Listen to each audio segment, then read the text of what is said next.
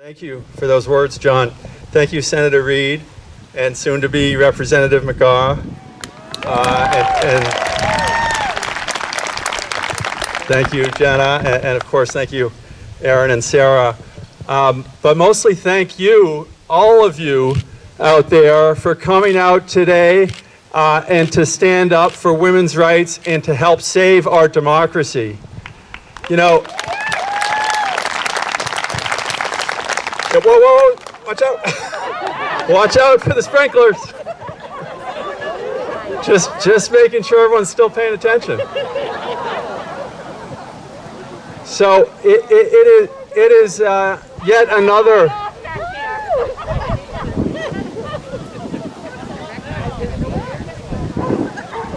Everybody okay? Okay. Yet another beautiful day here in Little Compton, but friends, out past our enchanted village, the fires are burning. We face among the most consequential and urgent crises this country has ever faced. We have a climate crisis that threatens the future of humanity and the planet. We have tens of thousands of American lives disappearing every year to guns led off by the rapacious gun industry and their enablers in Washington. We have a house of cards financial system perpetually teetering on the edge of another collapse, especially for the most vulnerable among us. We have a healthcare system that steers billions of dollars in profits to insurance companies, but leaves millions of our fellow citizens sick and dying without coverage. We have a pandemic that has taken over 200,000 American lives already.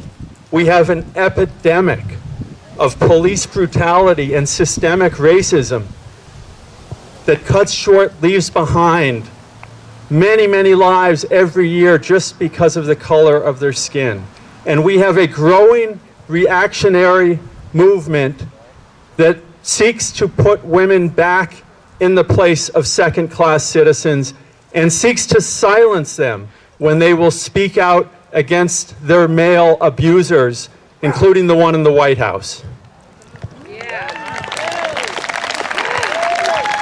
Now, Joe Biden and Kamala Harris have serious and compelling plans to begin addressing all of those things and much more. And in a normal election year, those would be the reasons I would be telling you that you need to get out there and work for and vote and get Biden and Harris into office. But this year it's a little bit simpler. Joe Biden and Kamala Harris are honorable, decent, patriotic public servants who care about the national interest and who care deeply about all of our citizens. That cannot be said for Donald Trump. Donald Trump is none of those things, nor are any of his lackeys in Washington, especially not the vile Mike Pence. Donald Trump is the most corrupt, narcissistic, sociopathic, racist, misogynist, fraudulent person to get anywhere near the White House in history. He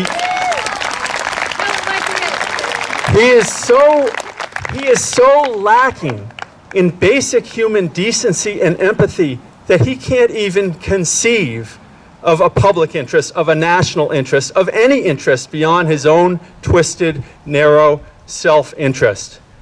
He uses the presidency to collect millions of dollars in violation of the Constitution from foreign governments while looting taxpayer money at home. He uses the presidency and the Department of Justice to intimidate, to threaten, to prosecute his political enemies and anyone else that won't line up behind him in his cult. He threatens violence against his own people. He incites violence against our own people. and he sells out the national interest to foreign, hostile, authoritarian governments around the world for his own financial needs. It is no overstatement, friends, when I say that the United States government, the most powerful government in the history of the world, has been hijacked by a serial criminal. But now in these next 2.5 weeks, we have a chance. We have a chance, if we work hard enough, to take back our country. Now,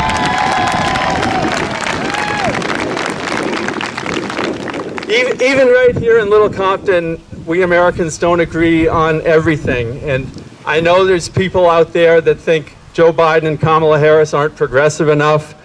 There's people out there who think they're too progressive. Maybe there's people out there who agree with Biden and Harris on just about everything. And maybe there's even some of you who disagree with them about just about everything. But this year, in 2020, and this election, as hundreds and thousands of our fellow citizens are dead and dying while the occupant in the White House shrugs and smirks, while we face the most brutal voter suppression since the Jim Crow era, while we slip, as John's remarks point out, ever closer to being a former democracy, this year, every single one of us, no matter which of those camps you fall into, needs to get out there and fight for this election. So join those phone banks, join those text banks, get out on the streets, talk to your friends, talk to your neighbors, talk to your relatives. Let's get them all voting and working for Joe Biden and Kamala Harris. Let's take back our democracy and our Constitution and our country. Thank you.